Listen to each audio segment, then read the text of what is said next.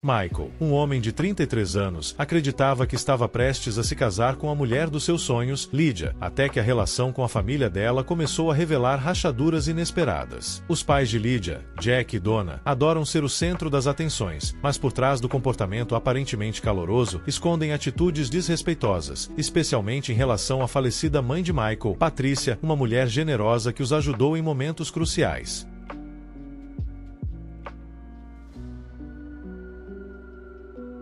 Minha noiva e seus pais desrespeitaram e zombaram da minha falecida mãe na frente de toda a família dela, então... Tudo começa assim. Tenho 33 anos e até recentemente estava noivo de Lydia, essa mulher com quem eu, honestamente, achava que passaria o resto da minha vida. Conheci ela há cerca de 5 anos, por meio de amigos em comum em um churrasco. Ela tinha um sorriso maravilhoso, era rápida com piadas, e nós simplesmente nos conectamos. Não pensei duas vezes quando decidi pedir ela em casamento. Há um ano, parecia ser o momento certo, a pessoa certa. Na época, não estava apenas me casando com Lydia, mas de certa forma, me casando também com a família dela. Os pais dela, Jack e Donna, são o tipo de pessoas que adoram ser o centro das atenções. São barulhentos, opinativos e sempre parecem ter algo a comentar sobre tudo. No começo, achei que fosse apenas o jeito deles, mas com o tempo, comecei a perceber como o senso de direito deles influenciava tudo o que faziam. Antes de mergulharmos no que aconteceu, deixei eu falar um pouco sobre minha mãe. O nome dela era Patricia, e ela foi, sem dúvida, a melhor pessoa que já conheci. Ela faleceu há 2 anos depois de lutar contra o câncer por 3 anos difíceis. Ver ela lutar contra a doença e ainda encontrar formas de colocar os outros em primeiro lugar foi humilhante. Ela me ensinou muito sobre bondade, generosidade e sobre se levantar pelo que é certo. Minha mãe não era só minha rocha, ela era uma linha de vida para muitas pessoas. Ela tinha uma maneira de intervir e ajudar os outros sem fazer com que se sentissem envergonhados ou em dívida. Ela simplesmente fazia o que precisava ser feito. E isso incluía a família da Lydia. Jack e Donna devem muito a ela, mas você não saberia disso pela forma como falam dela agora. Quando eu apresentei a Lydia à minha mãe pela primeira vez, foi tudo bem. Minha mãe gostou dela, me disse isso, e a Lydia parecia educada. Mas à medida que as coisas foram ficando mais sérias, ficou óbvio que Lydia não se dava muito bem com minha mãe. Não era nada dramático, apenas pequenos comentários aqui e ali, como quando Lydia chamava minha mãe de excessivamente envolvida ou um pouco ansiosa para ajudar. Isso me incomodava, mas pensei que fosse apenas nervosismo ou a Lydia tentando se ajustar à nova família. O fato é que minha mãe fez muito pela família de Lydia anos atrás, quando o restaurante deles estava prestes a fechar. Minha mãe coassinou um empréstimo para ajudá-los. Ninguém mais estava disposto a correr aquele risco, mas minha mãe acreditava neles. Ela até ajudou a organizar as finanças deles e fez um plano para tornar o negócio rentável novamente, e funcionou. O restaurante sobreviveu e Jack e Donna conseguiram manter sua fonte de renda, mas não parou por aí. Quando o forno industrial do restaurante deles quebrou e eles não tinham dinheiro para substituí-lo, minha mãe pagou pelo novo. Ela nunca pediu o dinheiro de volta, mesmo sabendo que poderia usá-lo para suas próprias contas médicas mais tarde. Ela nunca pediu reconhecimento, mas ajudou de todo jeito. E então, havia o irmão mais velho de Lydia, Ryan. Ele estava tendo dificuldades para terminar a faculdade porque não conseguia pagar a matrícula do último semestre. Minha mãe entrou e cobriu o custo para que ele não precisasse abandonar o curso. Ela dizia: educação é uma coisa que ninguém pode tirar de você. Não era só dinheiro que ela dava, era tempo e energia. Ela passava horas ajudando a família de Lydia com tudo, desde conselhos de contabilidade até cuidar das crianças do Ryan para que ele pudesse se concentrar nos estudos. E, para ser honesto, em nenhum momento Jack, Donna ou Ryan agradeceram a ela de forma genuína. Claro, disseram obrigado de passagem, mas nunca houve um reconhecimento real. Minha mãe não se importava com isso. Ela não fazia as coisas para ser reconhecida, apenas queria ajudar os outros. Quando minha mãe faleceu, fiquei devastado. Ela era o meu mundo, e perder ela parecia como perder uma parte de mim para sempre. Lydia esteve ao meu lado durante o pior momento, ou pelo menos eu pensava que estava. Olhando para trás, percebo que grande parte do apoio dela foi mais sobre fazer o mínimo necessário. Ela dizia coisas como: você precisa seguir em frente, ou sua mãe não gostaria de ver você preso no luto, o que sim, talvez fosse verdade, mas não era reconfortante. Soava como se estivesse descartando os meus sentimentos. Na semana do casamento, comecei a notar mais sinais de alerta. Lydia ficava estranhamente desdenhosa, sempre sempre que eu mencionava minha mãe nas conversas sobre a cerimônia. Por exemplo, eu queria incluir uma pequena homenagem à minha mãe durante os votos, e Lydia simplesmente ignorou, dizendo: "Isso vai deixar as pessoas tristes, casamentos devem ser felizes." Deixei passar, porque não queria brigar, mas pequenas coisas como essa começaram a se acumular. E então vieram os comentários de Jack e Donna. Eles tinham uma forma de falar comigo, como se achassem que Lydia estava se casando abaixo dela. Jack uma vez brincou dizendo que Lydia estava melhorando de vida, casando com alguém de um contexto mais simples. Donna dizia coisas como: "Bem, todos nós fazemos sacrifícios por amor", como se Lydia estivesse me fazendo um favor ao concordar em se casar comigo. Eu engolia, mas ficava machucado por dentro. Pensava que depois do casamento as coisas iriam melhorar, mas estava errado. Então, a um mês do casamento, as coisas realmente começaram a desmoronar. Como mencionei antes, os pais de Lydia, Jack e Donna ofereceram-se para organizar o jantar de ensaio em um restaurante chique com o qual tinham conexões. No começo, achei que era um gesto legal. Achei que talvez estavam tentando suavizar os comentários e momentos desconfortáveis que tivemos durante o planejamento do casamento. Eu até me disse que talvez fosse a forma deles de mostrar mais classe. Agora, um pouco de contexto sobre esse jantar. Os pais de Lydia não apenas se ofereceram para organizá-lo, mas fizeram questão de mostrar o quanto estavam sendo generosos. Donna ficava falando sobre como estavam colocando tanto esforço para que o jantar de ensaio fosse perfeito, como se fosse o evento mais importante da cidade. Jack, claro, não perdia a oportunidade de lembrar a todos o quanto o restaurante era um dos melhores da região e como éramos sortudos por conseguir uma reserva lá. Tudo começou a parecer menos um presente